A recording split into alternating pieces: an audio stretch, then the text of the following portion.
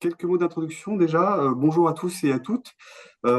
Écoutez, je suis ravi de vous accueillir pour ce webinaire organisé par le pôle ID for Mobility. Aujourd'hui, on va vous parler d'électromobilité avec un angle plutôt axé sur le véhicule. Mais vous allez voir qu'on va organiser plusieurs webinaires sur ces thématiques-là et on va aborder cette question sous différents angles.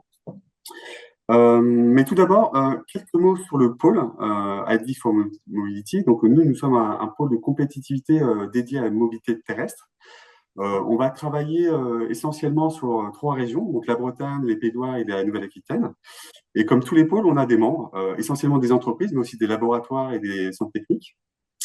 Et nous, notre mission, c'est d'accélérer les innovations et la transformation industrielle des acteurs de la mobilité terrestre, de leur fabrication à leur usage. Comme je vous l'ai indiqué, on a 475 membres et qui sont répartis selon un écosystème, hein, donc les industriels, les fabricants de véhicules, les entreprises qui travaillent dans les infrastructures, mais aussi toute la partie logicielle et servicielle. Et ces membres-là, ils sont répartis selon 10 communautés, hein, comme vous pouvez le voir sur la partie gauche de cette slide, des véhicules, aux véhicules off-road, aux ferroviaires. Donc, je ne vais pas tous les citer, mais c'est assez complet. Nos missions au cours de tous les jours et auprès de nos membres, c'est on va les aider à se développer d'un point de vue commercial et technique, hein, donc alors en apportant des mises en relation et bénéficier de l'effet réseau. Mais aussi, on va les accompagner dans leurs projets d'innovation, identifier les bons guichets de financement qui correspondent à leur stratégie et à leur projet d'innovation, hein. C'est quelque chose qu'on fait tout le temps. Et puis également, on va les accompagner dans la partie industrie, donc leur outil industriel, hein, comment moderniser, être plus performant dans la production de ces projets et de ces innovations.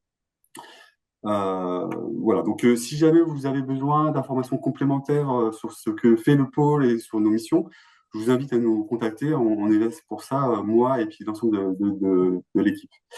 Euh, Quelques mots en complément. Comme je vous l'ai dit, on accompagne nos membres à travers des agendas, à travers des webinaires pour les informer des nouvelles technologies et des nouveaux enjeux.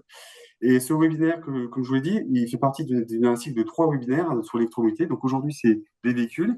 Il y en aura un deuxième autour des infrastructures et un troisième autour des données. Voilà, donc il y aura tout un cycle sur cette électromobilité qui permettrait d'aborder l'ensemble des questions de cette thématique. J'en ai mis un troisième à l'honneur, qui c'est le design sous contrainte, hein, parce que quand on conçoit des véhicules ou des produits, on est souvent, et c'est le cas j'imagine, dans votre activité de tous les jours, soumis à des normes.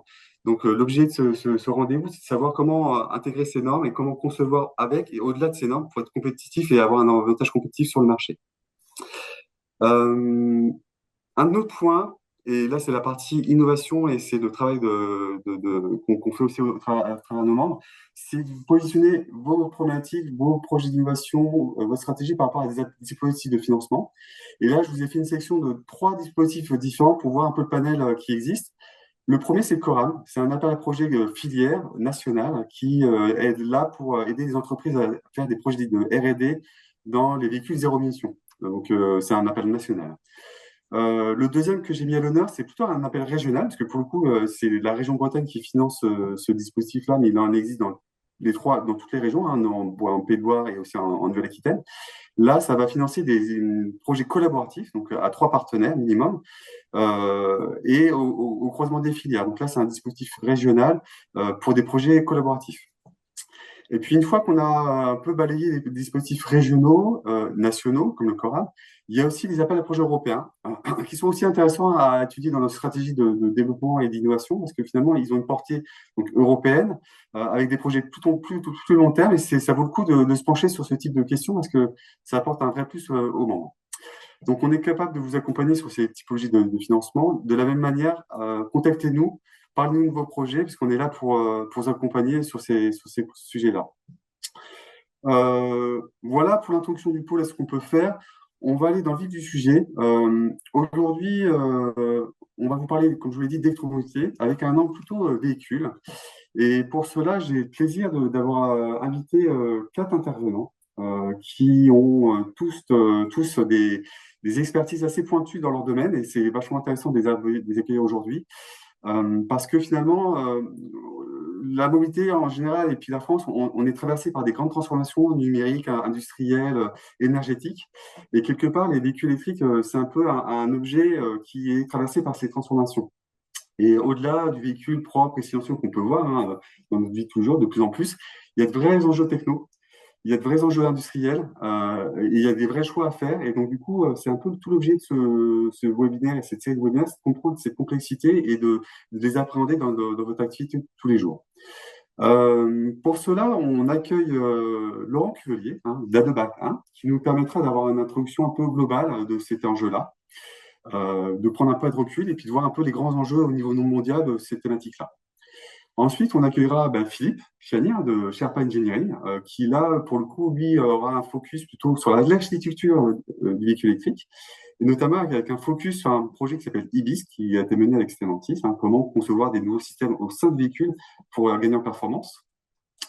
Et puis finalement, si jamais on commence à le focus est toujours un peu plus profond au niveau du véhicule, il y a la batterie. Et là, c'est l'objet de l'intervention de Camille Deza, de Blue Solutions, qui va nous présenter à la fois la batterie, mais aussi la batterie et les nouvelles générations de batteries qui sont développées, notamment ce qui a été développé par Blue Solutions, qui apporte un avantage assez intéressant par rapport à cette thématique-là.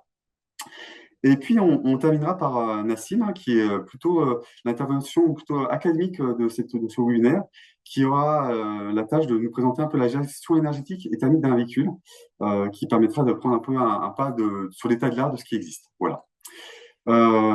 Écoutez, voilà pour l'introduction. Laurent, je vous laisse la main pour présenter ce que vous faites et puis un peu cette première intervention. Alors, je Hop, vous laisse allons-y. mon partage. C'est parti. Voilà. Et juste un dernier point avant que tu commences, Laurent. Il y a deux choses. Si jamais vous avez des questions, n'hésitez pas à passer par le chat pour poser vos questions. Donc, on tâchera d'y répondre. Et puis, à la fin de ce webinaire, on passera un petit questionnaire de satisfaction. Donc, prenez le temps de le remplir. Ça nous aide à améliorer nos webinaires et puis surtout à faire des mises en relation s'il y a besoin. Voilà. Et Laurent, c'est à toi. Bonjour à tous. Pour commencer, Euh, très rapidement, l'agenda du jour sur les quelques 30 minutes qui vont suivre.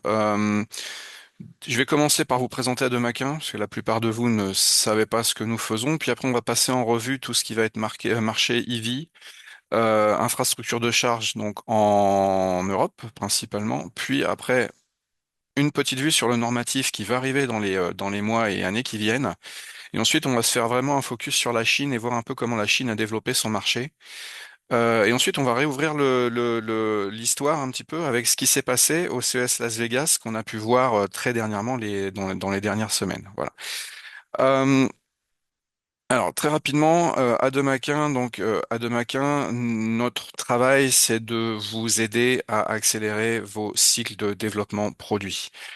Comment, en faisant une analyse complète des véhicules qui arrivent sur le marché, à travers des démontages complets et une analyse complète des systèmes, aussi bien au niveau des composants qu'aussi au niveau de leurs coûts et de leur quantité de CO2 équivalent dégagée lors de leur production. Voilà.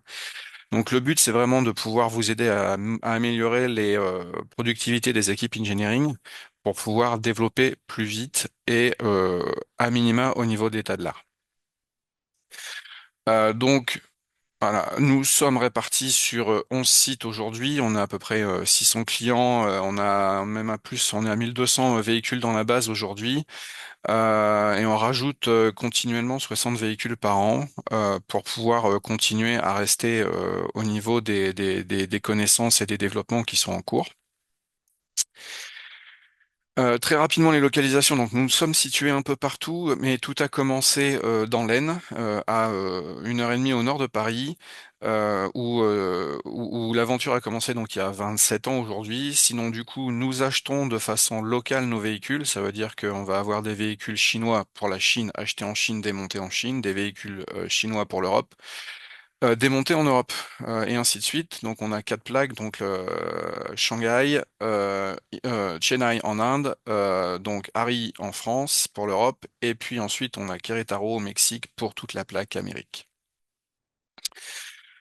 Alors, Comment nous travaillons? Tout commence par les analyses de marché. Donc, je vous ai parlé du CS Las Vegas. On avait une dizaine de photographes qui sont partis couvrir intégralement le salon pour photographier tout ce qu'ils ont pu voir, y compris les véhicules, les démos, de l'intérieur quand on peut, de l'extérieur de toute façon. Et donc, ça nous permet, à travers ces analyses marché et à travers ces événements, de pouvoir voir ce qui est en train d'arriver dans les années suivantes. Une fois qu'on a défini ce qui nous intéresse de voir, nous allons pour l'année définir notre programme d'une soixantaine de véhicules et c'est là qu'on va intervenir les blocs technologie et performance où en fait on va démonter les véhicules mais aussi on a la capacité de les faire rouler avec un banc véhicule complet en chambre climatique et ainsi de suite, ce qui va nous permettre d'identifier à travers les démontages et à travers la performance d'une part la supply chain, qui produit pour qui et à quel endroit. Et du coup, en découler tout ce qui va être analyse de coûts et analyse d'équivalence CO2. Voilà. Et en plus de ça, nous développons tous les outils qui vous permettent de faire l'analyse complète des systèmes sur notre plateforme. Un focus sur l'évolution du marché aujourd'hui. Donc, ce qu'on voit aujourd'hui, c'est qu'on a un marché qui est globalement en augmentation sur tout ce qui est EV, malgré comment dire, des différences d'un pays à l'autre. On voit que l'Allemagne stagne globalement, là où l'Angleterre est en pleine explosion, là où la France est plutôt stable aussi. L'Espagne, l'Italie plutôt faible, avec quand même un point marquant, c'est que l'Italie est à cheval sur tout ce qui va être batterie EV et PHEV. C'est le seul pays qui soit vraiment à 50-50. Donc voilà, donc on a une disparité de marché, même si on voit que globalement le marché en Europe est en train d'avancer. Si on fait un focus sur la Chine, on voit que la Chine, le marché est en train d'exploser. Voilà, c'est le marché qui est en pleine expansion sur tout ce qui va être XEV au global. Là où, à contrario, aux US, on a un marché qui ne prend pas du tout. Voilà, on l'a vu à travers Stellantis qui redémarrait la production de son moteur de litre, dédié pour le marché US. Voilà, c'est un marché qui ne prend pas sur l'électrique. Côté infrastructure de charge, si on fait un focus, on voit globalement en Europe une évolution constante des offres de recharge qui sont d'autant plus boostées que l'Union européenne pousse et impose aujourd'hui des capacités de charge dans les stations, sur les autoroutes et ainsi de suite, avec l'implantation des bornes de charge à 150 kW imposées tous les 60 km. Donc on a une offre de recharge qui est vraiment en train de monter, ce qui va forcément aider à la mise en place de la croissance du marché. Voilà. À côté de ça, on a des évolutions réglementaires qui sont en train de se profiler. La première, le fait de mettre des QR codes sur tout ce qui va être batterie à compter de janvier 2027. QR codes qui vont permettre d'identifier comment dire, l'impact CO2 de la production des batteries, mais aussi du recyclage. Et puis ensuite leur composition.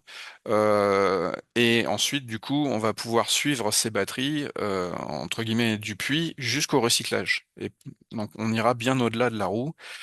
Ces QR codes donc, devront être mis en place pour Q1 2027. C'est déjà demain. Autre norme qui est en train d'arriver, l'Euro 7, donc l'Euro 7 qui devient beaucoup plus contraignante que l'Euro 6, avec notamment la nécessité d'aller récupérer tout ce qui va être émissions issues lors des freinages. Donc toutes les poussières de freinage devront être récupérées pour minimiser les impacts émissions. Donc voilà, donc on a encore du coup des développements de fonctionnalités qui vont nécessiter de rajouter du poids dans les véhicules, ce qui commence à ne plus être négligeable. D'où le fait que l'Union européenne soit en train de se dire, OK, on est en train d'alourdir les véhicules, on est en train d'enchérir les véhicules. La base de marché, donc les acheteurs, les utilisateurs, ont de plus en plus de mal à acheter des véhicules. Comment faire pour retrouver des véhicules moins chers? Voilà. Donc on sait que Stellantis est en train de travailler dessus, on sait que l'Union européenne est en train de travailler dessus. Quel sera l'avenir? Pour l'instant, il va falloir attendre encore un petit peu. Voilà. À côté de ça, en Chine, excusez-moi. À côté de ça, en Chine, le marché de l'électrique, on l'a vu, se porte bien. Il est en pleine, il est en pleine évolution. On voit des volumes qui continuent de monter. Euh, Comment s'est déroulée cette transformation en Chine? C'est la question primordiale. Comment est-ce qu'ils sont arrivés aujourd'hui à être les premiers?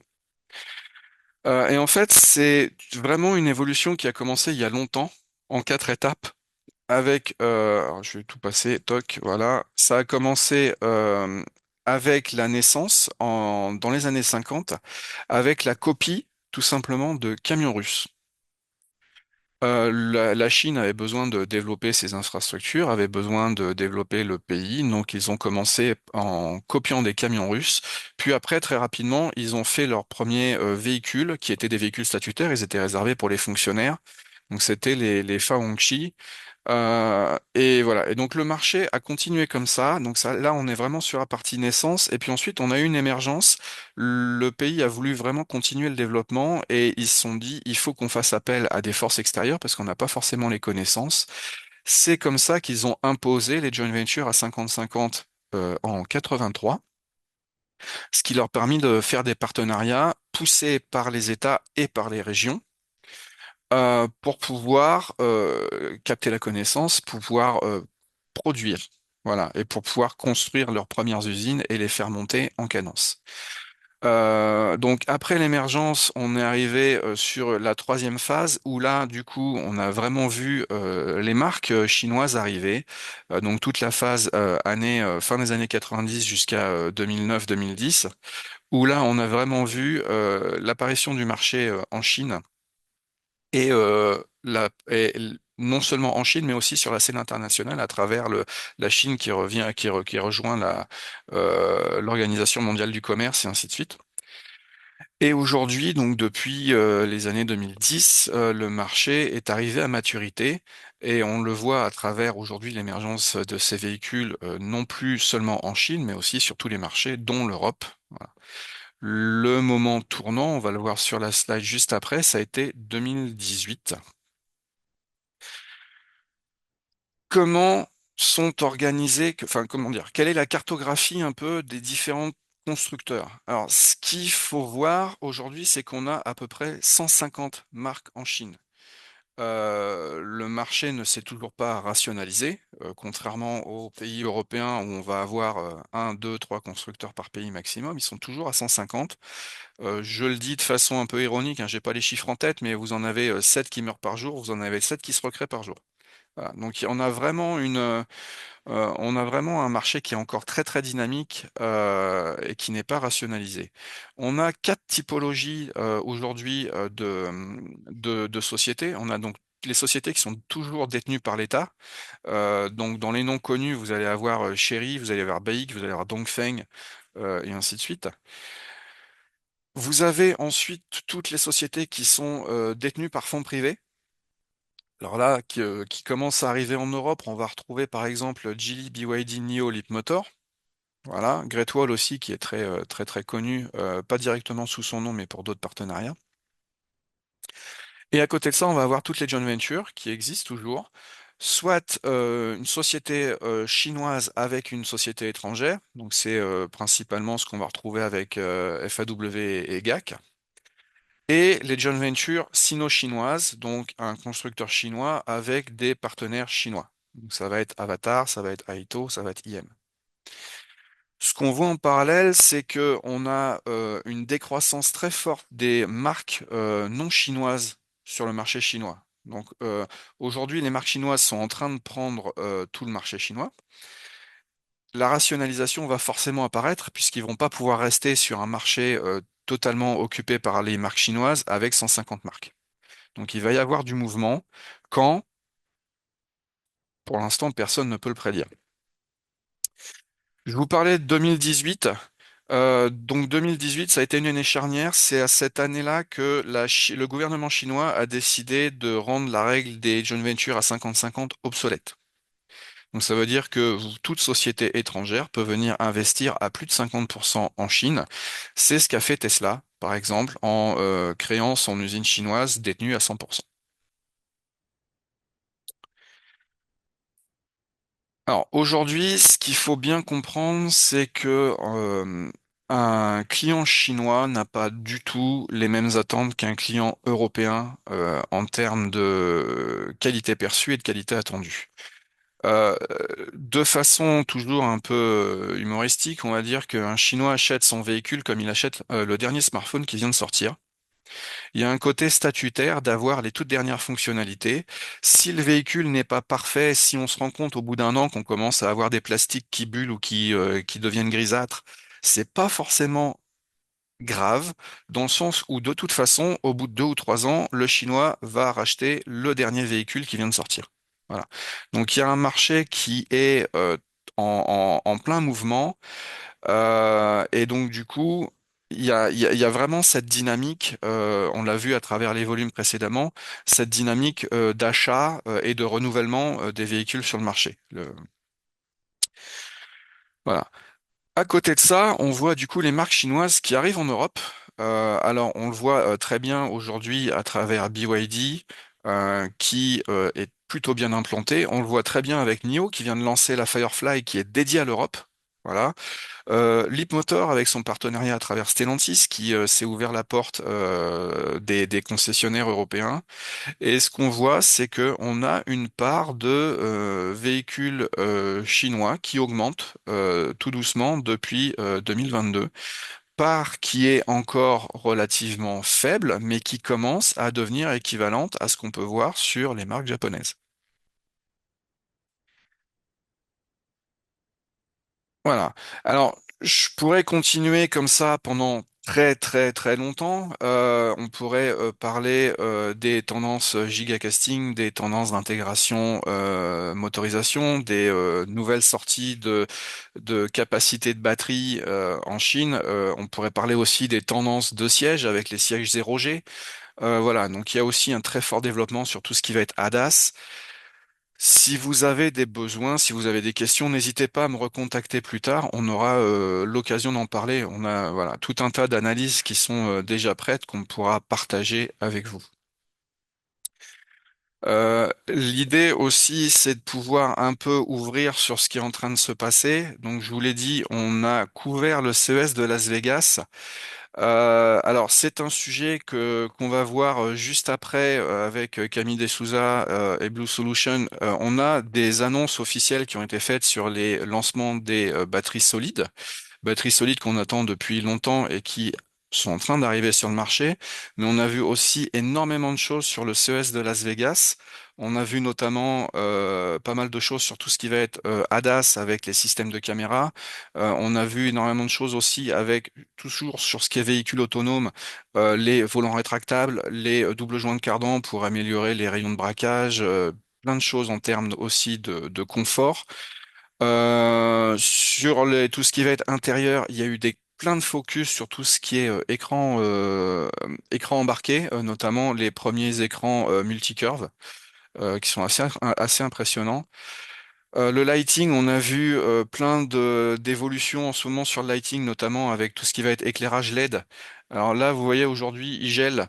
D'habitude, avec les éclairages en ampoule, c'est bien, on a du gel dessus, c'est pas grave, ça va fondre avec la chaleur. Comment on fait pour faire fondre quand on a de la LED qui reste froide? Et ben voilà, donc il y a eu des annonces qui ont été faites par différentes sociétés au CS Las Vegas avec des solutions de justement de dégivrage, mais aussi des systèmes de communication qu'on aperçoit de plus en plus avec donc communication entre le véhicule et l'environnement, donc entre autres les piétons. Voilà, donc il y a plein de choses qui sont en train de se passer. Je n'ai qu'une trentaine de minutes aujourd'hui, j'ai quasiment épuisé le temps de parole. De la même façon, si vous avez des informations qui vous intéressent sur tout ce panel, n'hésitez pas à nous contacter. Nous nous ferons un plaisir de rentrer en contact avec vous après pour pouvoir aller plus en détail. Voilà. Je conclus juste sur ce point pour laisser la parole au suivant. Si vous avez la moindre question, n'hésitez pas. Eh bien, merci Laurent pour ta présentation très complète. C'est vraiment très intéressant. Alors, j'ai deux questions qui ont été posées dans le chat. Donc, la première, c'est donc qui sont les clients de Mac 1? Alors les clients à Demaquin, alors on a tous les constructeurs automobiles, on a quasiment tous les équipementiers de rang 1, rang 2, on a aussi des rang 3, on a des fournisseurs de matières premières, on travaille aussi avec des universités, on travaille avec des sociétés d'ingénierie. En fait, toute personne intéressée par des capacités d'analyse benchmarking automobile vont rentrer dans notre panel client. D'accord. Alors, il y en a une deuxième, et ça peut peut-être faire le lien avec l'intervention de Camille Desouza. Alors, je te la pose. C'est à propos du recyclage des batteries. Quel est l'état d'art? Alors, c'est une question un peu généraliste, un peu générale, mais Alors, le sujet de la recyclabilité des batteries et au global, le sujet de la recyclabilité des véhicules, c'est encore une question très très vaste. J'ai pas le nécessaire pour vous répondre aujourd'hui. On a des choses qui sont disponibles pour pouvoir vous répondre. Et effectivement, je pense que sur les batteries, Camille Desouza sera plus calé que moi pour répondre sur le sujet. Le sujet, par contre, est un sujet prépondérant en Europe, mais pas seulement, en Chine aussi. On l'a vu à travers toutes les photos qu'on a pu voir de parcs de véhicules obsolètes qui sont parqués dans des champs ou dans des bois en attendant d'être recyclés.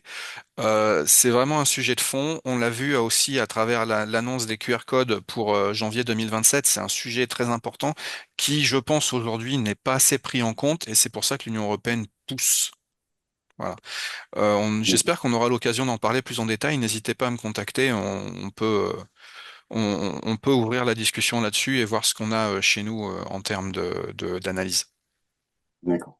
Alors, on prend une dernière question et après on pourra passer à la prochaine intervention.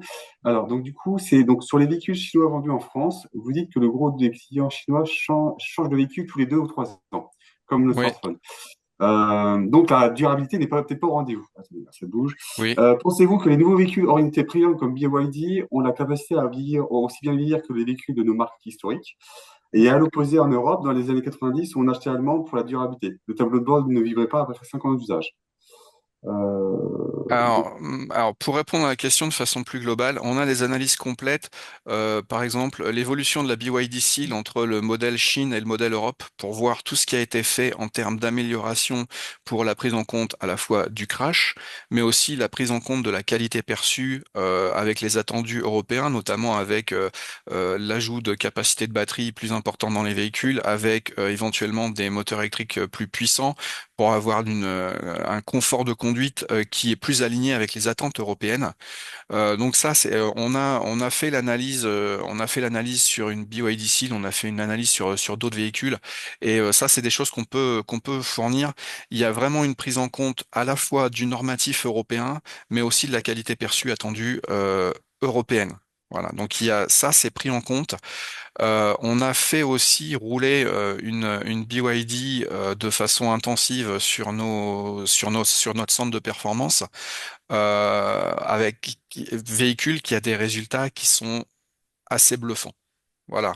Donc n'hésitez pas, voilà, je pourrais en parler très longtemps. Il faut juste que je retrouve les bons slides et les bonnes présentations, mais on a plein de choses là-dessus. Euh, Soyons bien conscients que les Chinois sont vraiment en train d'adapter leur véhicule à l'Europe. C'est un fait. d'accord.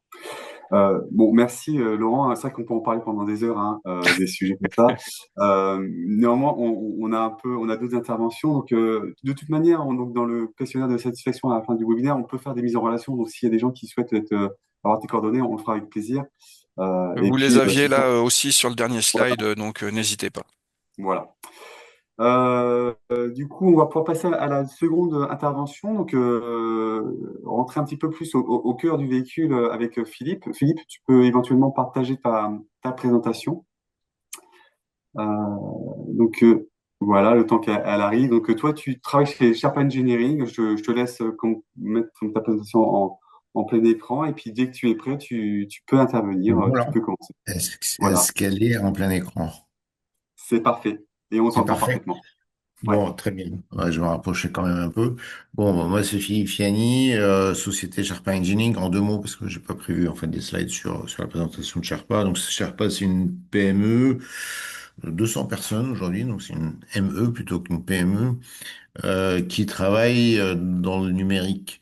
Donc, grosso modo, en fait, enfin, à l'origine, c'est une société d'automaticiens, hein, donc modélisation numérique et puis contrôle commande. Et puis là, en fait, il y a une activité assez soutenue autour de l'intelligence artificielle, notamment avec les véhicules autonomes.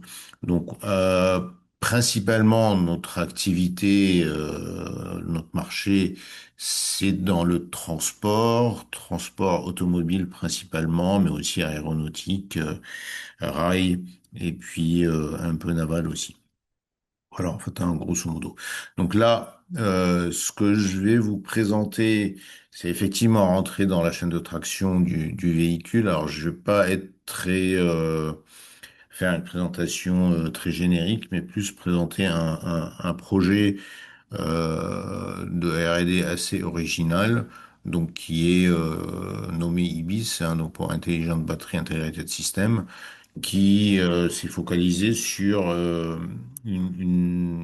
complètement modifier en fait l'architecture électronique de la chaîne de traction. Et donc au passage, il y aura quelques euh, comparaisons avec ce qui est standard ou ce qui est habituel. Donc Ibis, c'est un projet quand même qui a démarré en 2019. Donc, il y a un certain âge et qui est en deux phases, hein. Donc, il y a eu une prolongation. Grosso modo, phase 1, phase 2, c'est une montée en TRL, hein. Donc, au début, il y avait rien. Il y avait une idée, un concept avec quelques validations sur table. Donc la phase 1 qui s'est terminée en 2024, hein, ça finit par un premier proto-véhicule qui fonctionne. Donc là, on va avoir quelques vidéos et quelques passages dessus. Et la phase 2, c'est une montée en TRL. Donc, je dirais en deux mots, en fait, hein, quels sont les principaux objectifs de cette phase 2. Alors, les partenaires de ce projet, donc les partenaires industriels, c'est Stellantis pour tout ce qui est application automobile, hein, c'est la tête de file, en fait, hein, le lead, c'est Stellantis. Saft, pas seulement pour la batterie, mais donc l'intégration de la première batterie, des premières batteries, ça a été fait par Saft. Mais Saft aussi, c'est toutes les applications stationnaires. Ensuite, deux PME, donc Sherpa Engineering pour toute la partie numérique et le contrôle commande, et EudoCAD pour la expertise en électronique. Et puis, un certain nombre d'académiques, hein, qui sont plus qu'utiles en fait dans ce genre de projet innovant. Donc, Institut Lafayette pour les composants, en fait, les MOSFET, euh, le CNRS avec le SATI et le LEPMI pour des activités autour de la chimie, de l'électronique, la motorisation avec le GIPS, et puis tout ce qui est aussi système et contrôle commande avec le L2S, donc deux laboratoires en fait de centrale Supélec. Donc là, je vais lancer une première vidéo qui permet de présenter très ludiquement en fait Ibis par comparaison en fait euh, avec j'essaie de couper le son et puis commenter donc par comparaison avec une architecture standard. Donc là, quand on regarde l'architecture standard ou bien les principales fonctionnalités qui sont tenues par l'électronique de puissance, bon, il y a la charge du véhicule où là, en fait, on a un gros morceau qui s'appelle le chargeur, en fait, un gros élément électronique, et un autre boîtier électronique qui est important, qui est l'onduleur, qui permet de piloter, en fait, le moteur. Plus un troisième aussi, hein, qui est aussi important, qui est la transformation et l'alimentation du réseau électrique. Donc, il y a trois gros blocs d'électronique, en fait, sous capot. Et l'idée, c'est donc d'enlever tout ça et de mettre des petites électroniques directement intégrées tout proche de la batterie. Donc au lieu d'avoir deux gros boîtiers, trois gros boîtiers, on va avoir une dizaine, une quinzaine, une vingtaine de modules qui sont directement pilotés, qu'on va pouvoir utiliser un par un ou autant qu'on veut. D'accord? Donc en fait ici, chaque boîtier peut être utilisé ou non, ce qui nous permet en fait d'avoir une modulation de la tension et du courant à volonté. Ok. Et donc du coup ici, Il n'y a plus l'électronique. Toute l'électronique est partie et ça va être remplacé par l'électronique localisée qui va permettre à la fois de charger ou de décharger, afin d'assurer la mobilité. Donc tout ça, en fait, ça devrait, enfin, dans un objectif à la fois d'encombrement, mais aussi dans un objectif enfin, d'efficacité, de fiabilité, de longévité, etc. On va voir en fait pourquoi tout ça. Donc la première réalisation a été une grosse armoire euh, qui est schématisée. Non, enfin, c'est même une photo à droite et qu'on retrouve en fait pour avoir une idée sur la dimension sur la photo d'équipe à gauche. Donc l'armoire qui peut pas rentrer ici dans un premier temps dans le véhicule. En vrai, c'est aussi plus grand qu'un véhicule en fait, hein, finalement. Donc une grosse armoire avec trois rangées qui modélise, qui schématise finalement les trois phases d'un système triphasé. Et donc, ce premier test a permis d'avoir, disons, une première batterie stationnaire, mais qui aussi a été branchée sur un moteur, sur un banc, et qui a permis de piloter le banc. Et la phase d'après, qui était assez challenging, c'était finalement d'intégrer tout ça dans un premier véhicule proto. Et donc, les différentes opérations, euh, c'est éliminer en fait les gros modules de puissance qui deviennent inutiles en fait, hein, donc l'onduleur, le chargeur, les remplacer par la batterie, la nouvelle batterie qui est équipée elle-même en fait d'électronique rapprochée, de remplacer aussi la partie contrôle, c'est-à-dire les trois calculateurs en fait, hein, d'une chaîne de traction classique par le calculateur d'Ibis qui va permettre de faire à la fois le management de la batterie, le pilotage de la charge et le pilotage du moteur. Et tout ça pour avoir en fait une architecture innovante utilisant des modules de puissance, c'est-à-dire en fait les MOSFET, hein, qui sont les modules de puissance prouvés, approuvés du commerce sans aller chercher en fait dans euh, nouvelles innovations au niveau de l'électronique de puissance elle-même. Et donc là, en fait, pour illustrer un peu plus ce qui passe au niveau de la voiture, on a une chaîne de traction, enfin le schéma d'une chaîne de traction classique conventionnelle en haut et la chaîne de traction Ibis en bas, avec à droite euh, un- une illustration de comment fonctionne la création de la tension enfin, et du courant, donc de courant et tension triphasée de façon assez reproductive, hein. C'est des vraies simulations, enfin c'est des vraies euh, simulations représentatives qu'on a. Donc ce qu'on voit ici, en fait, c'est à partir d'une batterie qui est une batterie en courant, enfin en tension continue, pour obtenir en fait côté du moteur un courant triphasé, il va falloir hacher. Et ce qu'on a en fait, ce qu'on voit bien en fait, c'est la tension qui est complètement hachée, hein, c'est du tout ou rien finalement, et qui permet d'avoir un courant à l'allure globale sinusoïdale, mais avec des harmoniques relativement importantes qui peuvent avoir un effet au niveau des rendements, plus des effets mécaniques, etc., qui peuvent perturber le moteur. Avec la chaîne de traction Ibis, on va pouvoir utiliser les cellules qu'on veut, dont on a besoin, et finalement, on va dessiner pour chacune des phases de la batterie, pour chacune des phases, on va dessiner une sinusoïde en allumant une batterie, puis enfin une cellule, puis une deuxième cellule, troisième cellule, etc., qui nous permet d'avoir une tension sinusoïdale presque parfaite, enfin sous forme d'échelon, en fait, hein, c'est ce qu'on voit sur le graphe de gauche, et avoir un courant presque sinusoïdal très propre, sans les harmoniques. Ce qui a pour effet, donc là ça c'est un peu plus compliqué à démontrer, mais ce qui a pour effet en particulier de diminuer, plutôt, enfin, de diminuer les pertes et d'augmenter le rendement en fait du moteur électrique. Et donc l'intégration a eu lieu sur un véhicule de série. Donc en fait ici c'est une Peugeot 3008 électrique et en gardant exactement la même plateforme, hein. Donc la plateforme n'a pas été touchée. La batterie, le boîtier de la batterie, c'est quasiment le même. En fait, hein, ce qui a été utilisé. Et on a intégré dedans, en fait, tous les modules, toutes les cellules de la nouvelle batterie équipées de leur électronique rapprochée.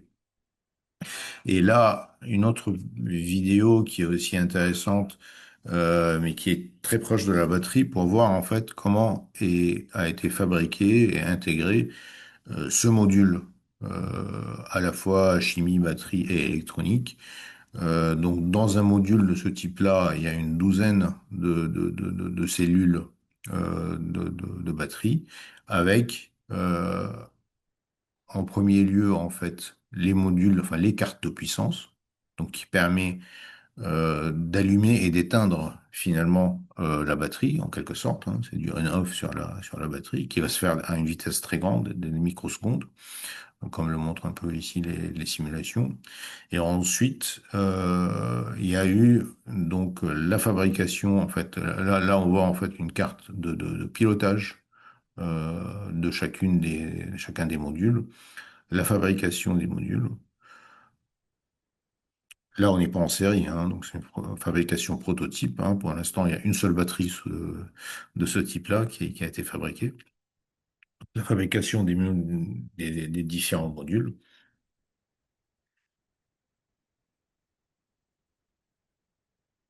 Les premiers tests à la fois électriques et thermiques.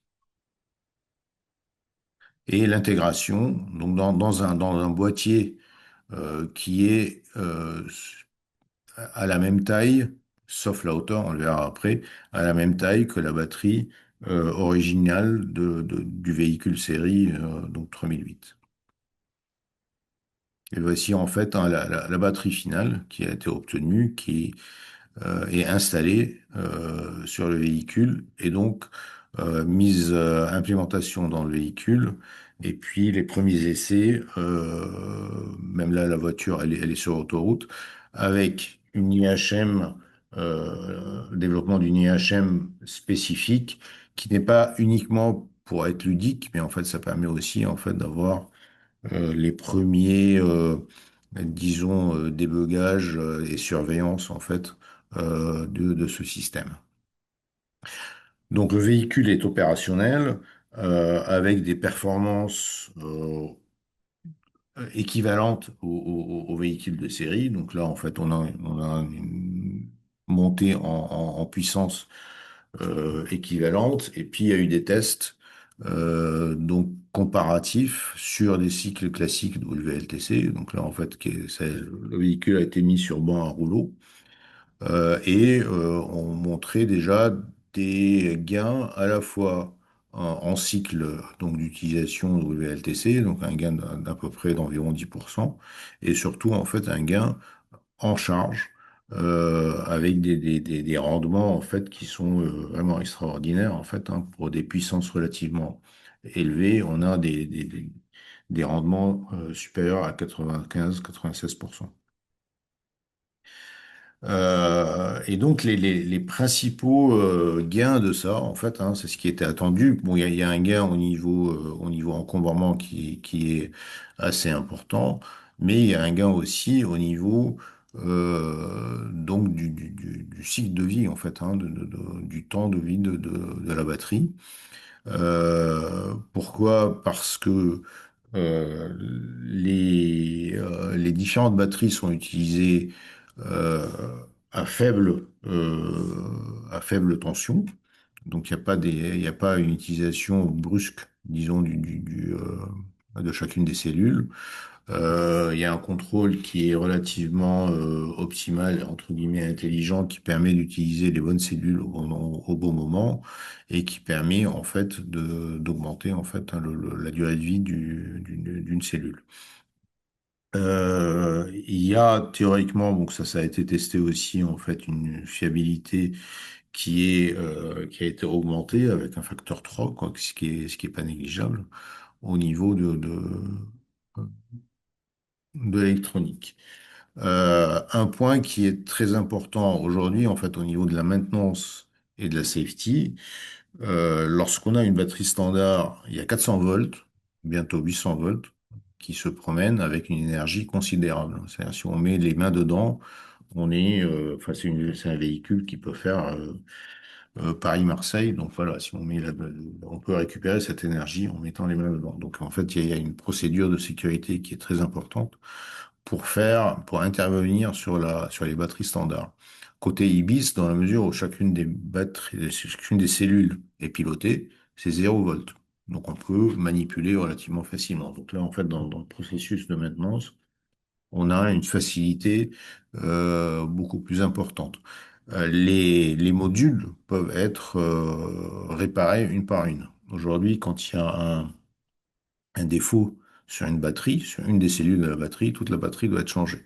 Là, on peut changer une cellule ou un module en gardant tout le reste. Et en particulier, si un module tombe en panne, lors du roulage, lors de l'utilisation du véhicule, il est bypassé et on peut travailler avec les autres modules à la place. Donc on a en fait au niveau donc de la maintenance et de la safety en fait une amélioration qui est assez notable. Il y a un point important aussi, c'est au niveau cycle, euh, coût au niveau cycle, à la fois au niveau de la production, qui est assez important. Pourquoi? Parce que on a enlevé finalement les gros points d'électronique, c'est-à-dire en fait le chargeur, l'onboard charger et puis l'onduleur, qui sont des équipements relativement coûteux et relativement encombrants. Donc ça a été enlevé. Et puis en fait à la place, ce qui est rajouté, certes en fait il y a une quantité importante de mini électroniques, mais c'est des électroniques euh, qui sont relativement classiques, hein, c'est des ponts en H hein, pour les connaisseurs, donc il n'y a rien de très important là-dessus. Autre point qui est important, la chimie qui peut être utilisée peut être quasiment quelconque, dans la mesure en fait où chacune des cellules est utilisée, ou chacune des modules est utilisée indépendamment, on peut additionner finalement l'apport de chacun des modules et ces modules peuvent être effectivement complètement différents. Donc en fait, il y a une flexibilité au niveau de la production et de la maintenance qui est très importante. Au niveau de l'utilisation de l'utilisation, là aussi, en fait, dans la mesure où la durée de vie ou la fiabilité est importante, donc ça va apporter un gain au niveau du coût d'utilisation du véhicule. La maintenance, le coût de maintenance devrait diminuer aussi. Et puis, dernier point, en fait, c'est ce qui voit le plus. En fait, c'est ce qui compte aujourd'hui le plus aussi dans les performances comparatives, c'est l'amélioration de l'efficacité, à la fois au niveau de la charge et au niveau de la mobilité, quoi. Voilà, en gros, en fait, et puis le projet Ibis 2, qui est un projet Coram, a démarré en 2015 avec pour enfin, différents objectifs, en fait, hein. Il y a un premier objectif qui est passer d'un TRL5 à un TRL8 avec les four-wheel drive. Aujourd'hui, c'est presque acquis, hein. Il y a quelques points supplémentaires qui sont à approfondir, mais c'est quelque chose qui va se faire relativement rapidement.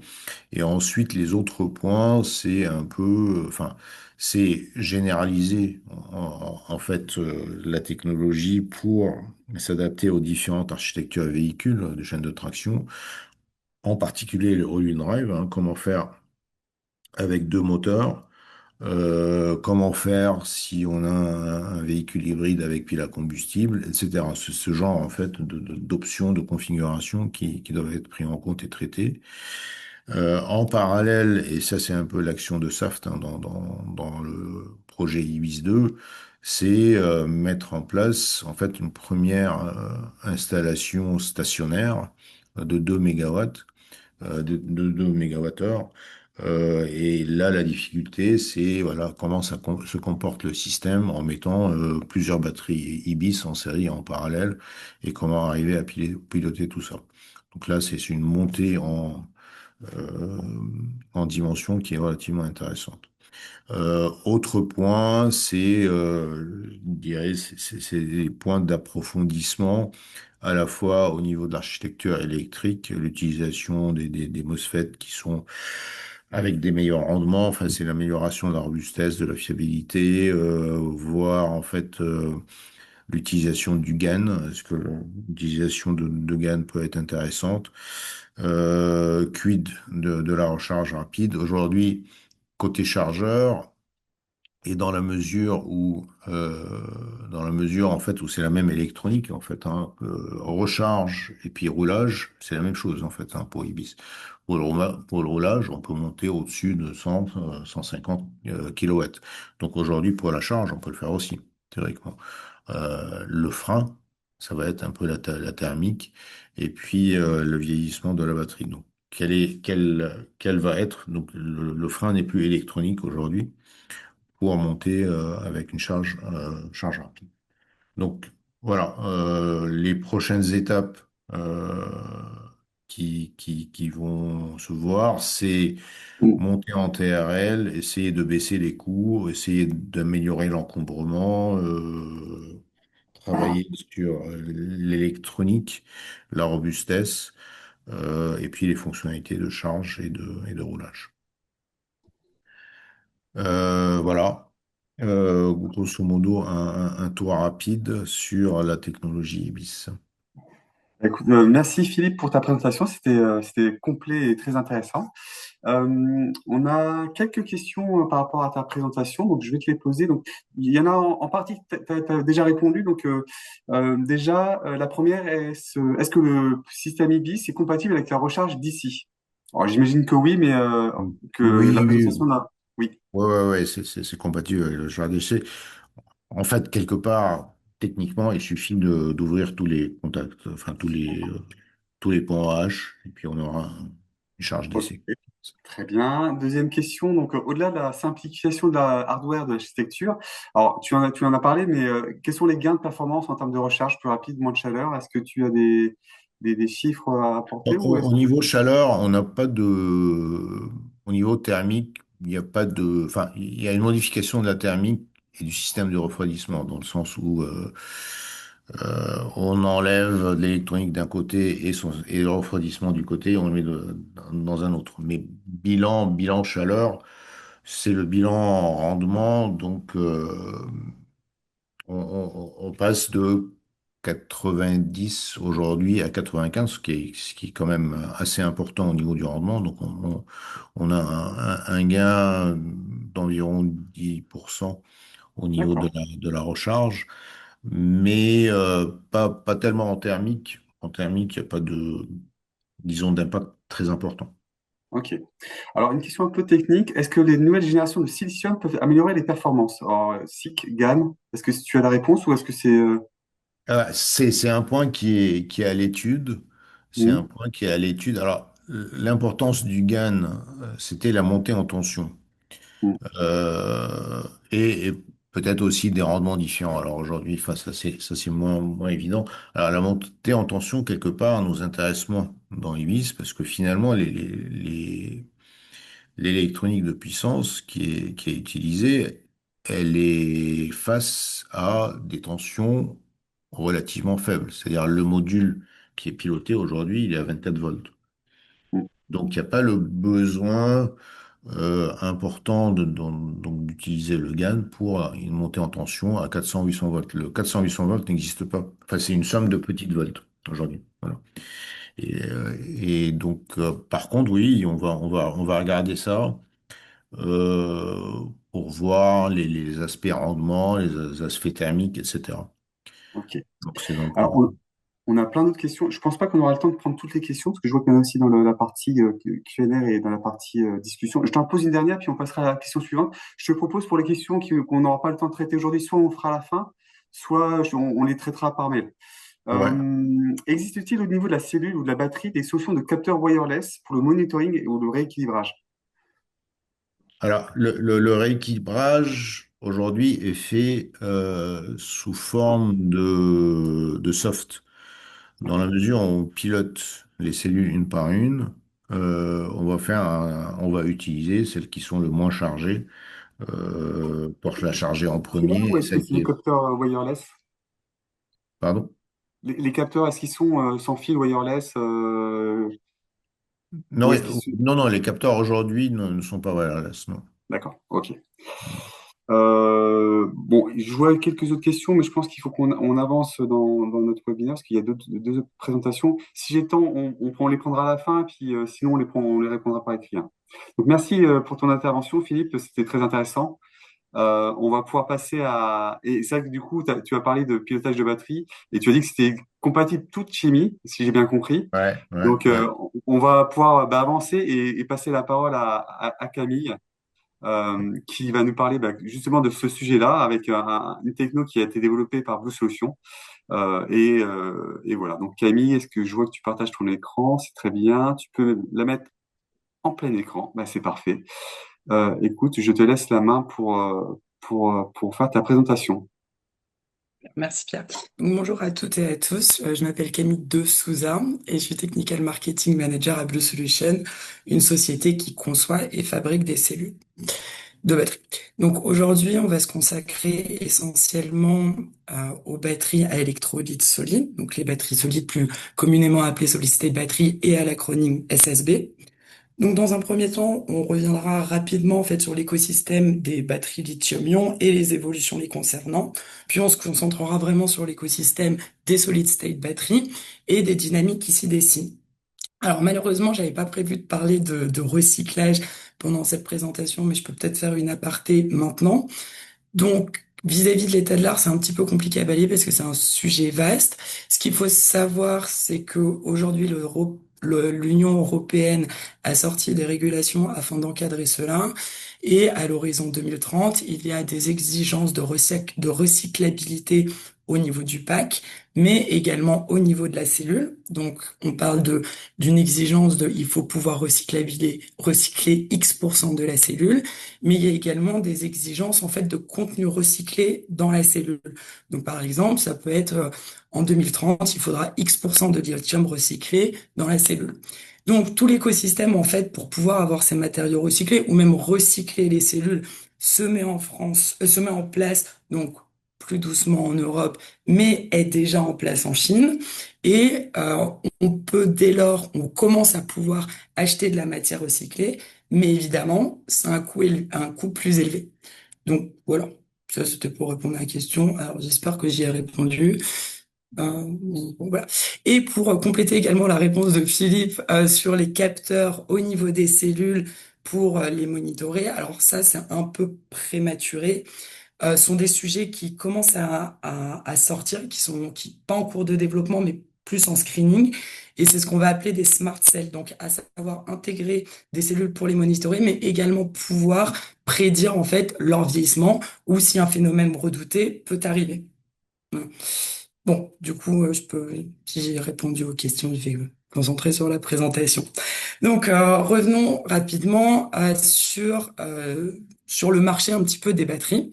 Cette année a été estimée par BNEF à une demande de batterie mondiale de 1,4 TWh pour tout le segment électromobilité. Donc, électromobilité, il y a les bus électriques, les deux, trois roues, les véhicules commerciaux, donc tout ce qui va être camion, et également les véhicules passagers. Donc, les véhicules passagers, sur cette demande de batterie, ça correspond à peu près à 77% du total. Si on compare à l'année dernière, on voit une petite augmentation du pourcent qui traduit une électrification plutôt timide de la flotte automobile. C'est 1 TWh de demande de batterie donc pour l'électrification des véhicules passagers se traduit par à peu près en 2025 21,6 millions de véhicules vendus, achetés ou vendus, ce n'est pas. Du coup, afin de répondre à cette demande, il faut produire les batteries. Donc, si on regarde l'écosystème de qui produit ces batteries, qui les vend. Aujourd'hui, ce marché est essentiellement en Asie et plus particulièrement en Chine. La Chine dispose de plus de 80% finalement du market share. Et ce marché total de plus de 1,4 TWh, il y a un top 6 top 6 entreprises en fait partagent 77% du marché global. Sans surprise, comme en 2024, on retrouve CATL et BYD en leader avec respectivement 38 et 17% des parts de marché. On constate aussi, en comparaison à 2024, une percée d'acteurs plus petits type Gotion, S-Volt ou EVE, et ce, malheureusement, au dépit des sociétés historiques de fourniture de batteries type SK On ou SD, donc les acteurs sud-coréens. Ça, c'est également dû à une compétence et une habilité des acteurs chinois à pouvoir produire rapidement. Il a été vu que de partir d'un terrain vague jusqu'à une ligne de production de 2 gigawattheures, donc si on prend une hypothèse, un pack de 60 kilowattheures, ça fait à peu près, pour équiper 33 000 véhicules électriques année. Ils ont cette habilité à créer cette ligne de 2 gigawattheures en 11 mois. Une gigafactory de 20 gigawattheures, on va être plutôt sur un délai de 18-24 mois. Et par exemple, en Europe, on est sur des délais qui dépassent en fait les 3 ans parce que on part pas d'un terrain vague, il faut toutes des habilitations, etc., etc. Qu'est-ce que produisent donc ces gigafactories? Une batterie se compose d'une cathode, l'électrode positive, d'une anode, l'électrode négative, et d'un électrolyte qui permet la mobilité des ions Li+. Aujourd'hui, il y a une configuration standard. La cathode est généralement en NMC ou LFP, l'anode va être en graphique, et ces couches vont baigner dans un électrolyte solide, électrolyte liquide, qui permet donc la mobilité des ions Li+, de l'anode à la cathode en fonction de la décharge ou la charge. Cependant, il y a toujours une recherche à l'innovation et il faut améliorer les performances énergétiques de la cellule. C'est pour ça que 2 axes d'amélioration existent en ce moment pour améliorer ces cellules standards, à savoir dans un premier temps le travail sur la cathode, donc augmenter le chargement massique, augmenter la tension afin d'apporter davantage d'énergie. Donc c'est là où des cathodes sont en cours de développement et arriveront bientôt sur le marché, type LMFP, qui est finalement une cathode LFP à laquelle on a ajouté du manganèse pour augmenter finalement son chargement massique. On va avoir aussi du LMR où on va réduire le nickel et augmenter le manganèse. Mais on va également travailler sur un deuxième axe qui est l'anode. Aujourd'hui, l'anode est en graphite et en la dopant avec du silicium, on va pouvoir augmenter en fait sa capacité spécifique, à savoir on va augmenter la quantité de charge électrique stockable par unité de masse. Donc du coup, ça fait une cellule en fait avec davantage d'énergie. Et c'est là, en fait, où interviennent la rupture technologique. Ça va être les batteries à électrolyte solide. Donc, on verra un petit peu plus en détail l'architecture juste après. Mais juste pour dire qu'aujourd'hui, la technologie lithium-ion commence à atteindre des limitations. Dans un premier temps, l'énergie, à savoir qu'on atteint un petit peu un plateau. On peut tuner la node et la cathode, mais à un moment donné, on dépassera pas les 400 Wh par kg. Et encore, c'est la fourchette hyper haute. Et dans un deuxième temps, il y a la safety. Aujourd'hui, les cellules lithium-ion souffrent d'un phénomène qui s'appelle le thermal runaway, à savoir qu'on peut provoquer un emballement thermique de la cellule, essentiellement dû en fait à une instabilité thermique de l'électrolyte. Et c'est pourquoi, les solid state batteries sont vues un petit peu comme le Saint Graal, comme la rupture technologique, parce qu'elles vont apporter une énergie de densité massique supérieure au lithium-ion, mais également vont être davantage stables en fonction de la température. Il y a également une autre option qu'il faut pas minimiser, ce sont les cellules sodium-ion. Donc là, c'est plus une mobilité finalement du lithium-ion, ça va être une mobilité de l'ion sodium. Ça, c'est une technologie qui est également vue comme une solution parce que elle est peu coûteuse, le sodium est abondant, mais c'est une option qui ne permet pas l'augmentation de l'énergie densité. On peut se comparer sur des énergies avec la technologie LFP. Donc voilà, donc ça c'est juste un petit schéma. Donc comme je disais tout à l'heure, donc vous avez la cathode, une anode, et un liquide un liquide dans lequel baigne un peu tout ça, qui permet la mobilité des ions. Dans une architecture solid state battery, donc on retrouve la cathode. Là, il n'y a pas d'innovation technologique. On va retrouver les mêmes cathodes qu'aujourd'hui, NMC, LFP, LMFP, peu importe.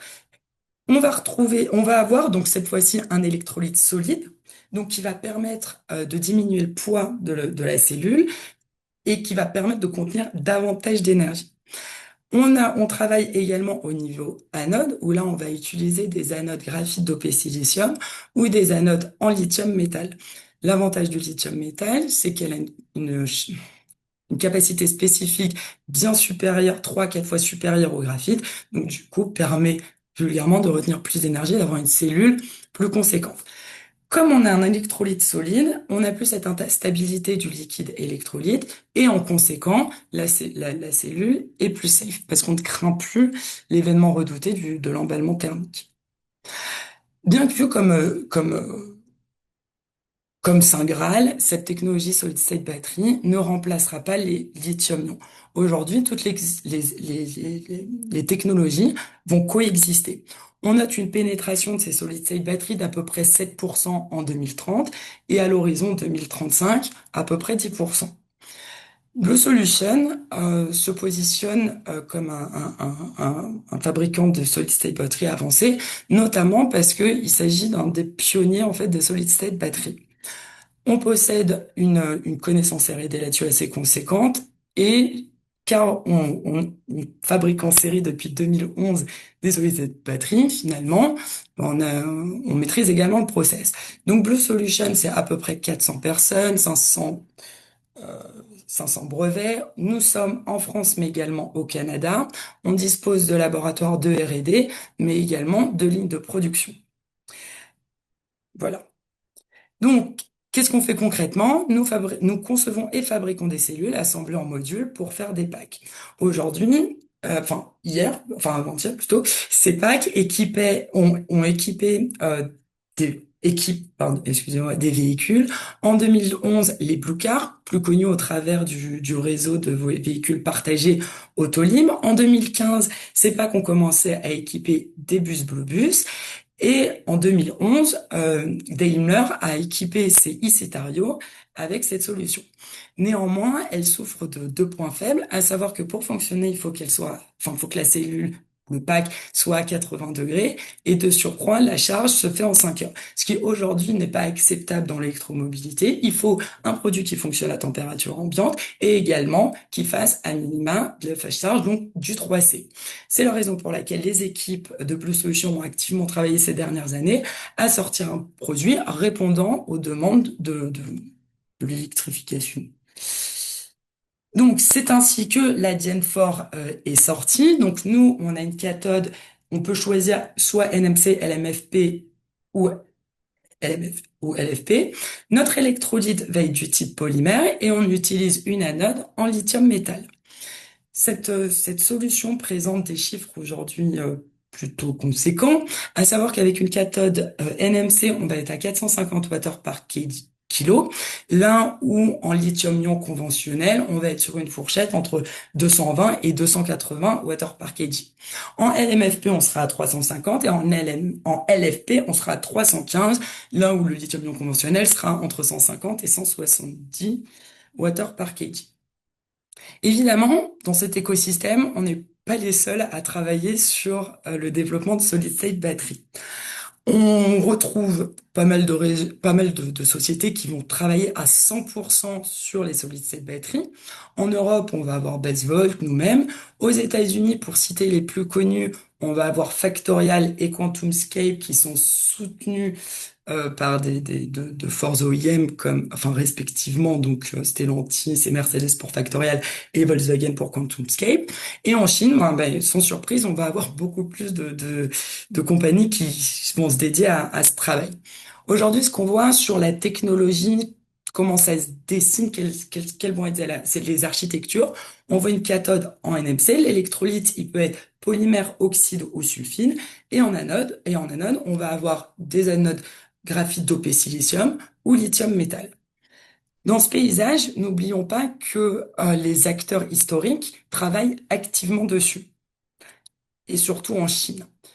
Et c'est là où je veux appuyer un fait sur la Chine, c'est que afin d'arriver à cette industrialisation des solid state batteries, ils ont créé la CASIP, China All Solid State Battery Collaborative Innovation Platform, qui a pour but finalement d'accélérer la recherche et le développement pour les solid state batteries, également de créer un écosystème fort domestique en Chine pour finalement arriver avant 2030 à industrialiser en masse production les solid state batteries. Dans ce consortium, sans surprise, on va retrouver les acteurs clés de la fabrication de batteries, CATL, BYD, Gotion, mais on va trouver également des OEM historiques type donc Fengfo et aussi des petits nouveaux plutôt 100% électriques comme NIO. Le gouvernement soutient évidemment à 100% ce consortium en les ayant financés notamment de 800 millions de dollars. Malheureusement, les informations ne filtrent pas aisément et on ne sait pas trop ce qu'il en est. Mais nul doute qu'ils vont y arriver. En effet, ce tableau donc présente le chiffre d'affaires et les investissements en R&D des principales compagnies fabricantes de batteries en Chine. Ils investissent en moyenne 6% de leur chiffre d'affaires en R&D, ce qui souligne une claire course à l'innovation. Donc, concrètement, enfin, ce qu'on voit, c'est une stratégie commune, des investissements massifs, une workforce agressive pour finalement garder l'avance technologique. Mais bon, d'autres acteurs travaillent sur les solid state batteries et en fait, ce graphique présente le positionnement de ces acteurs travaillant sur le développement des solid state batteries en fonction de l'énergie densité de la cellule et du start of production de la technologie. Au vu du graphique, ce qu'on peut voir, c'est qu'il y a une future zone cible qui apparaît combinant haute énergie de densité entre 400 et 450 Wh par kilo et une maturité industrielle entre 2028 et 2030. On note également quelques disparités qui, quant à elles, vont mettre en avant le côté émergent de cette technologie où finalement plusieurs approches coexistent. Si on regarde la compétition, le développement de solid state battery n'est pas un long fleuve tranquille. On a par exemple SESAI qui était 100% focus sur le développement de solid state battery avec anode lithium. Mais bon, bref, on s'en fiche un peu de l'architecture, mais ils ont fait un petit virage pour se concentrer 100% sur l'intelligence artificielle pour trouver des matériaux et sur les applications drones. On en a un autre, Solid Power, qui est au point de départ, voulait vendre des cellules et finalement, c'est focus sur le développement et l'industrialisation de son électrolyte. Le développement des solid state batteries aujourd'hui rencontre évidemment des challenges. Il va avoir tout ce qui va être l'aspect industrialisation. Donc, faire une cellule en laboratoire, c'est pas pareil que faire une cellule qui est en vie série. Il va avoir le coût, comme toute technologie émergente, à ses débuts, elle va être un petit peu coûteuse, mais c'est également comme le lithium-ion. Si on retourne en 2015, le lithium-ion était fourchette très haute à 300 dollars par kilowattheure, par kilowattheure, oui, là où maintenant on est descendu en dessous de 90 dollars par kilowattheure. Un autre fait, c'est que les solid state batteries vont respirer en fonction de la charge et la décharge, on va voir leur épaisseur évoluer. Et ça, il va falloir tacler ce challenge avec l'intégration d'un système de pression dans le pack. Et évidemment, la vie de projet n'est pas un long fleuve tranquille, donc chacun rencontre des problèmes à son échelle en développement de la technologie. Donc, qu'en est-il de finalement cette dynamique et qui fait quoi? Donc, pour éprouver finalement ces technologies, un des meilleurs moyens, c'est de faire des démonstrateurs. L'année dernière, plusieurs sont apparus sur les routes. Donc, dans un premier temps, on a eu Mercedes qui a rétrofité son pack EQS avec des cellules factorielles, donc des cellules avec une cathode NMC, un polymère et une anode lithium métal. Ils ont testé ils sont en train de tester en fait la technologie sur route et présentent au niveau pack plus 25% d'énergie en plus, donc augmentant l'autonomie de 25%. Voilà, petite note pour Ademaquin qui nous a permis comme on était utilisateur d'Ademaquin, qui nous a permis de faire un zoom sur le pack EQS et bien comprendre la différence entre l'ancien et comment ils ont fine-tuné le nouveau pour accueillir la technologie solid-state batterie. Factorial travaille également en ce moment à rétrofiter une Dodge Charger Daytona de Stellantis avec pour horizon le démo car en 2026. C'est un petit peu plus nébuleux en Chine. En effet, il y a quelques mois, Chery a sorti une news comme quoi ils avaient atteint des cellules avec plus de 600 Wh par kg, comme ça, sans davantage d'informations. Mais si on retourne en mai, nous avions vu que une voiture équipée de solid state batterie traînait dans les rues, la Chery et Stellantis, sans non plus d'informations. Et quand on remonte en fait la chaîne quantiste, la toile d'araignée, Chery travaillait avec Gotion et ont investi dans une société qui s'appelle Anua.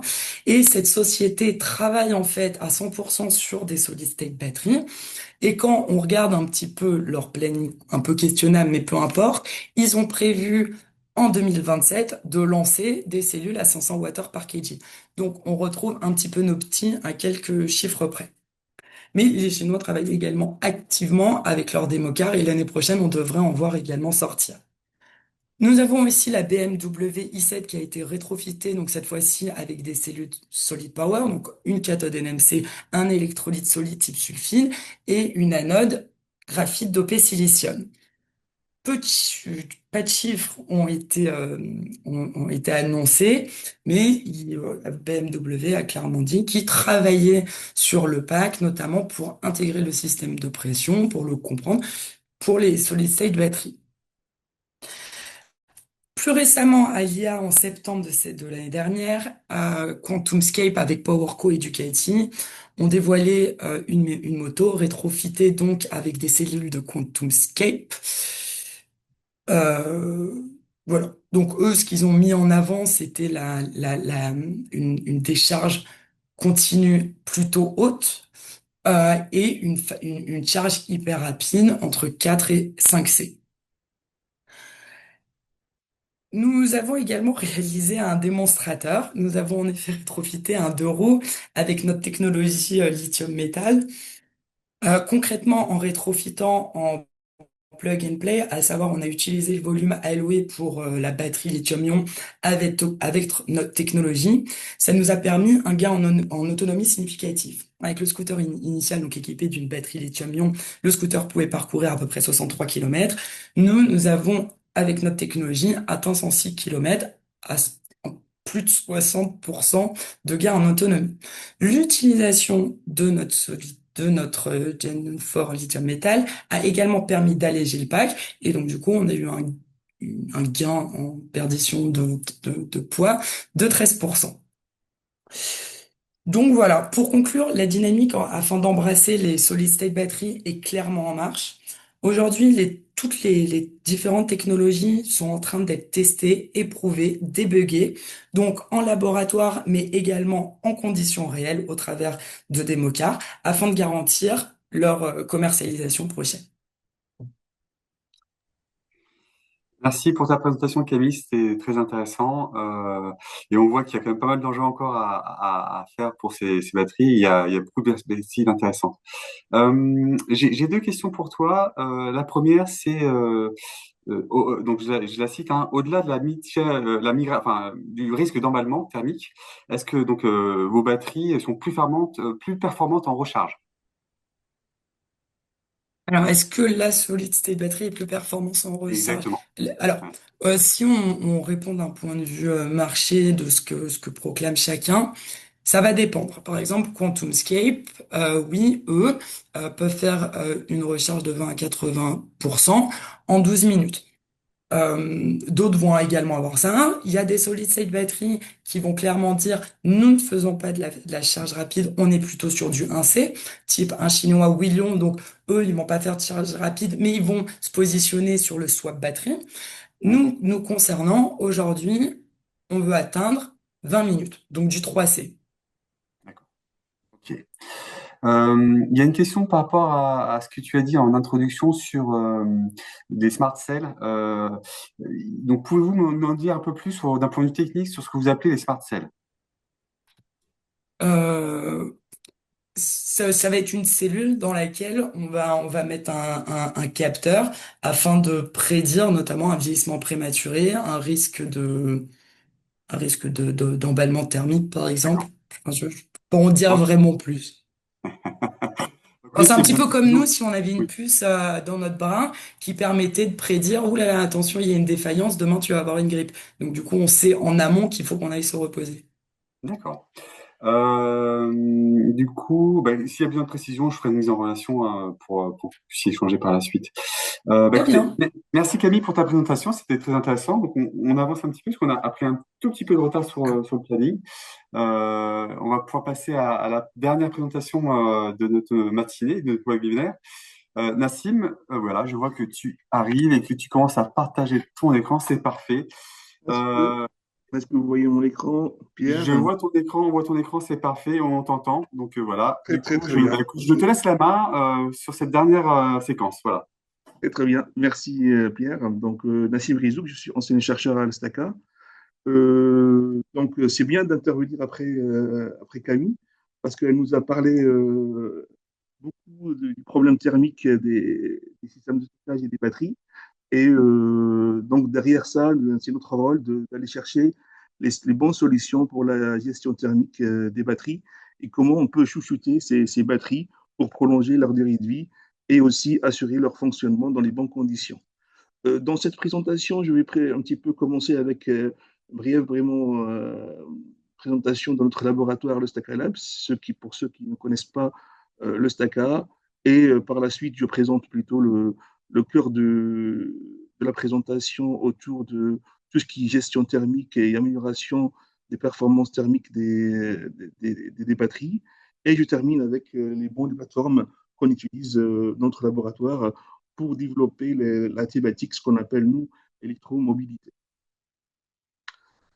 Le Staka Lab, c'est plutôt un laboratoire qui est rattaché à l'Estaka. L'Estaka, c'est plutôt un diplôme pour trois sites. Le premier site, c'est plutôt à Paris, 50 ans en Yvelines, avec presque 2000 étudiants. Le deuxième, c'est à Laval, là où j'interviens comme responsable du pôle système. Et le dernier, ça fait pas longtemps qu'on l'a inauguré, c'est plutôt celui de Bordeaux. Là, l'école a une coloration plutôt orientée vers la mobilité, avec les cinq filières aéronautiques, aérospatiale, automobile, ferroviaire et navale, et on forme des ingénieurs dans le domaine de la mobilité. Cette coloration, on la retrouve aussi dans notre laboratoire, Staka Lab, qui traite tout ce qui est plutôt problématique liée à la mobilité durable, intelligente, sûre et inclusive. En termes de structuration, notre laboratoire est on a deux pôles de recherche. Donc, le pôle mécanique et structure, ce qu'on appelle le MSCE, où on traite de thématiques. La thématique est plutôt liée à la qualité de l'air, avec plutôt tout ce qui est réduction d'émissions polluantes et aussi l'étude de la dynamique des dispersions de tout ce qui est particules. Et la deuxième thématique, c'est plutôt l'allègement et qu'on traite pour plutôt avec l'utilisation des composites et plutôt aussi en essayant d'aller chercher plutôt des solutions innovantes vertes comme le biocomposite. Le deuxième pôle, c'est le pôle système, là où j'interviens comme responsable sur le site de Laval. Et on traite deux thématiques. La première thématique, c'est plutôt le sujet d'aujourd'hui, c'est plutôt l'optimisation de la conception des systèmes propulsifs dans le cadre de l'électromobilité, avec un focus sur le système de stockage. Et aussi, on traite des problématiques liées plutôt à la commande diagnostique des systèmes. De l'autre côté, on s'intéresse aussi à l'intelligence et l'optimisation de la partie hardware-software en utilisant des méthodes avancées comme l'AI, la réalité virtuelle. Et on traite vraiment des sujets comme, dans ce cadre-là, des sujets comme le véhicule autonome, tout ce qui est vraiment aussi drone et synth drone, etc. Euh, donc, là, un focus sur les projets dans lesquels on participe et on travaille dans notre laboratoire. Donc, des projets qui concernent le pôle plutôt mécanique à gauche et plutôt les projets qui concernent le pôle système plutôt à droite, avec aussi pas mal de projets Interpol qui représentent plutôt l'originalité et le point fort de notre laboratoire, c'est le lien entre la partie mécanique et la partie électrique au sein de notre laboratoire. Donc, par la suite, je vais essayer de faire un focus sur les travaux qu'on développe dans le cadre du projet MCP+, lié à la gestion thermique des batteries et de l'habitacle. À partir de 2024, on a eu du nouveau projet aussi entre les pôles. Donc là, on a pas mal de travaux plutôt orientés, plutôt électrification des moyens de transport. Donc, revenons maintenant à l'objectif de notre présentation, c'est plutôt la gestion thermique des véhicules, plutôt électriques, avec trois points qu'on va traiter dans le cadre de cette présentation. Donc, le premier point, c'est plutôt euh, avec laquelle on a commencé à l'EUSTACA, c'est plutôt la caractérisation, la modélisation multiphysique des cellules. Et l'objectif, c'est plutôt de savoir le comportement des cellules, comment ça chauffe, comment ça vieillit, et ça nous permet de mettre en place plutôt des modèles représentatifs pour chaque technologie, la technologie LFP, donc NMC, etc. Et pouvoir savoir par la suite comment l'utiliser, comment optimiser l'intégration de ces technologies dans le véhicule. Par la suite, on a développé pas mal de modèles thermiques. L'objectif, c'est de simplifier ces modèles pour pouvoir l'intégrer dans un processus d'optimisation de fonctionnement. Donc, ça veut dire que quand on parle optimisation, ça veut dire que le lancement du modèle à plusieurs reprises et le temps plutôt de simulation est très important dans ce cadre. Et à la fin, je fais un focus sur le projet MCP+, dans lequel on a travaillé sur la gestion thermique et l'optimisation de la gestion thermique en utilisant des matériaux de changement de phase. Donc, on a commencé en 2008 dans notre laboratoire, le Staka Lab, des travaux de caractérisation, donc des technologies de batterie donc lithium, donc LFP, LMC. L'objectif, c'est vraiment de comprendre le comportement électrothermique et aussi le vieillissement, comment ça vieillit les différentes technologies. Donc, on a pas mal de bancs de caractérisation avec des étuves, avec aussi des cycleurs, et on va cycler les composants pour plutôt étudier comment ça chauffe et mettre en place des modèles plutôt représentatifs, à la fois électriques, thermiques et aussi des modèles liés plutôt au vieillissement de chaque technologie. Faut dire, on est amené à faire ça. Pourquoi? Parce que vraiment, on a une forte non-linéarité de comportement des cellules. Et aussi, on a pas mal de paramètres qui influencent plutôt le comportement de la batterie, à savoir plutôt l'état de charge. Quand on est en charge, on décharge, c'est pas le même comportement. La variation de température influence fortement les limites de puissance et d'énergie de notre batterie. Et aussi l'influence de la mise en série, en parallèle, dans un module des cellules. Donc, j'explique ici, par exemple, un exemple d'un plan de test de vieillissement. À droite, c'est plutôt pour tout ce qui est vieillissement calendaire. On essaye de savoir comment ça vieillit les différentes technologies en fonction de l'état de charge et en fonction de la température. Et à gauche, on a un plan de test pour la partie plutôt cyclage, où on varie le courant de charge, là, on varie le courant de décharge, on varie aussi le SOC, on varie le DOD, et on essaie d'étudier l'influence de chaque paramètre plutôt sur le vieillissement en cyclage. Un exemple donc, de vieillissement calendaire, ici pour différentes températures, 60 degrés, 45 degrés et plutôt 25 degrés. On voit bien que vraiment à 60 degrés, si on laisse la batterie à 60 degrés, ça ne tient même pas 6 mois. Donc en réalité, il faut dire qu'on considère la batterie en fin de vie quand elle perd 25% de sa capacité. Donc voilà, à 60 degrés, la durée de vie de la batterie, elle n'est pas si importante, ce qui nécessite plutôt un système de gestion thermique de la batterie. Donc bien sûr, de ces résultats expérimentaux, on va développer nos modèles pour le vieillissement calendaire et pour le vieillissement en cyclage. Et ça nous permet par la suite de tester plutôt le comportement de la batterie en utilisation, donc avec ces modèles-là, pour savoir pour telle mission, ça va durer tel temps, etc. par la suite. Donc, on développe à travers ces tests notre modèle, ce qu'on appelle nous le modèle multiphysique, qui est représenté par trois boîtes.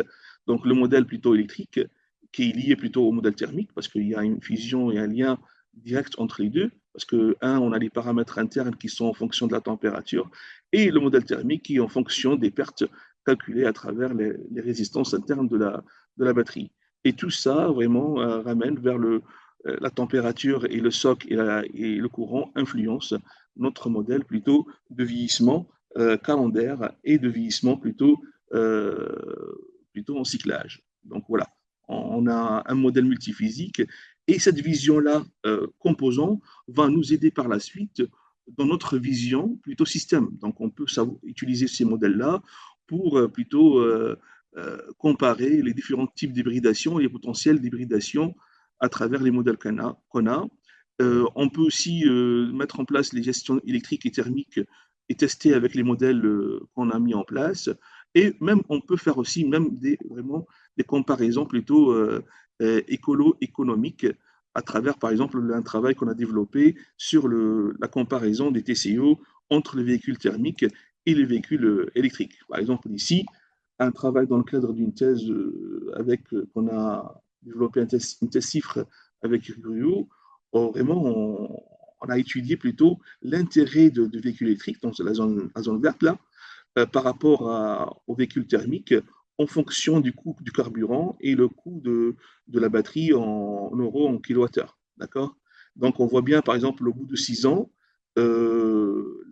l'électrique est intéressant jusqu'à, pour vraiment, je prends par exemple le coût du carburant à 1 euro le litre. Si on est à 1 euro le litre, donc la batterie ou bien l'électrique, il est intéressant jusqu'à 180 Wh par kilogramme, donc au bout de 6 ans. Au bout de 10 ans, bien sûr, on a plus. Donc le système électrique devient de plus en plus intéressant et ça nous montre que vraiment, même une batterie qui a vraiment à 250 euros kilowattheure, elle est plus intéressante plutôt qu'une solution thermique. Je parle plutôt toujours on est sur le cas du coût de carburant à 1 euro le litre. Donc ça, c'est pour dire vraiment les modèles qu'on utilise, ça nous permet de faire plutôt des études plutôt techniques d'intégration et aussi même des études plutôt économiques sur les solutions possibles. Donc là, avec les modèles, bien sûr, sont des modèles basiques, on utilise les modèles multiphysiques. Pour la partie thermique, là, on doit vraiment simplifier les modèles qu'on développe. Donc les modèles qu'on développe à l'origine sont des modèles plutôt éléments finis, d'accord, 3D, qui prennent beaucoup de temps, d'accord. Et c'est pour cela on a développé dans le cadre des thèses à l'ESTACA vraiment une méthodologie de simplification de ces modèles thermiques, d'accord, pour pouvoir les intégrer dans une boucle d'optimisation. Donc, on part vraiment de quelques jours à quelques minutes de temps de simulation avec vraiment des précisions plutôt presque identiques dans les deux cas. Bien sûr, on a fait pas mal de tests en allant de la cellule vers le module, d'accord, pour tester un petit peu vraiment la validité des résultats entre les tests réels, le modèle plutôt fini, qui se rapproche de plus de la réalité, et derrière le modèle simplifié qu'on a développé dans le cadre des travaux de thèse menés soit avec le STACA, soit avec nos partenaires comme la thèse d'Abesque avec l'IGE. Donc là, on a mis en place nos modèles, on doit passer plutôt à l'action pour savoir comment plutôt on utilise ces modèles-là pour mettre en place des solutions vraiment innovantes sur la gestion thermique des batteries. Et c'est ce sujet-là qu'on a traité dans le cadre du projet CORAM MCP+, avec nos partenaires Arialis, Moltex, Certes et le STACA. Donc, ici, je montre plutôt les températures de fonctionnement de chaque composant de la chaîne de propulsion. Donc, là, on a l'électronique de puissance et les actionneurs qui sont plutôt autour, avec une température autour de 80 degrés. Et de l'autre côté, on a la cabine ou bien l'habitacle et la batterie qui sont aux alentours de 20 degrés comme température de fonctionnement. Donc, dans le cadre du projet MCP+, on va se limiter sur les deux composants, plutôt à savoir la cabine et la batterie. D'accord? Donc, pourquoi on s'intéresse plutôt à la gestion thermique de la batterie? D'accord? Il y a un retour s'il vous plaît. Donc, midi 15, ça devrait être. Oui, Là, on je entend bien vais. les gens. C'est Marie-Laure?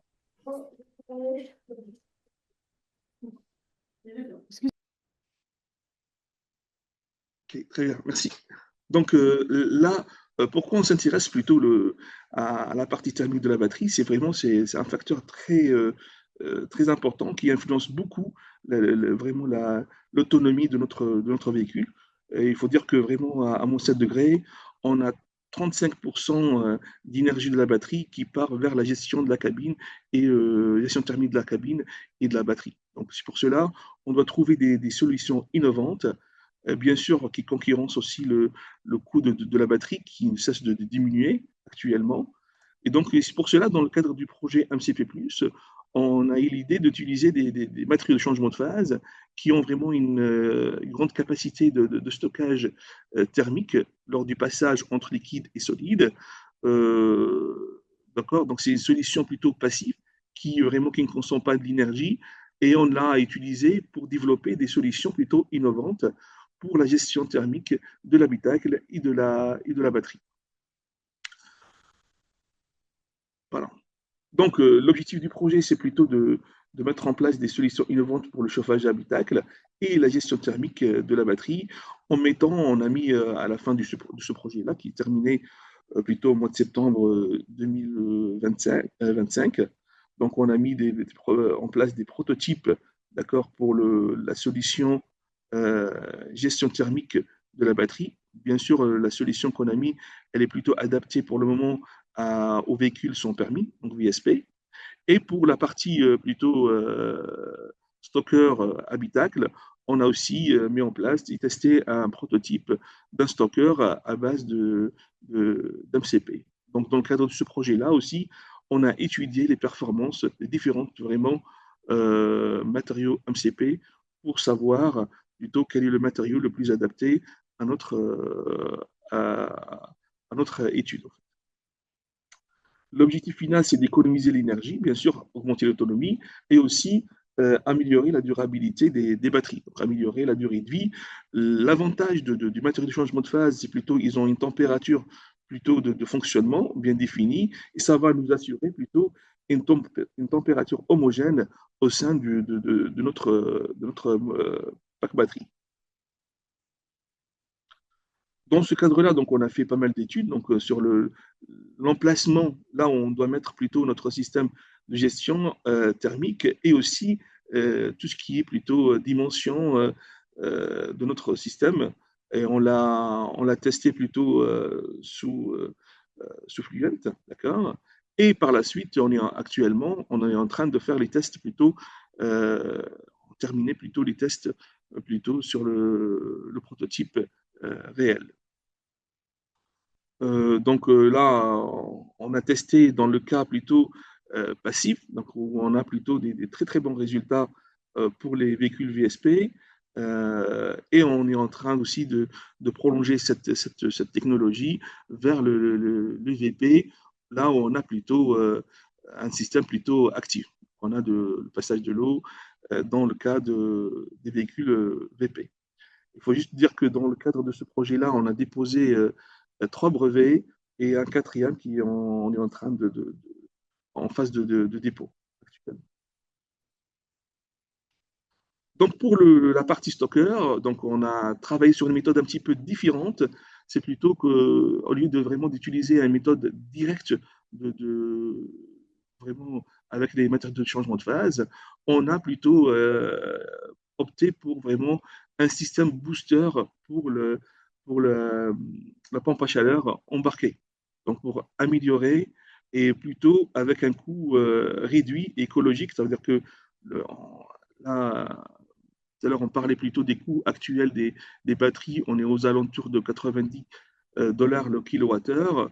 Donc, la solution écologique plutôt recyclable 100%, elle est plutôt à 15 euros le kilowattheure. Désolé, je ne peux pas aller trop loin dans l'explication parce que vraiment on est en phase de finalisation de la solution et la breveter.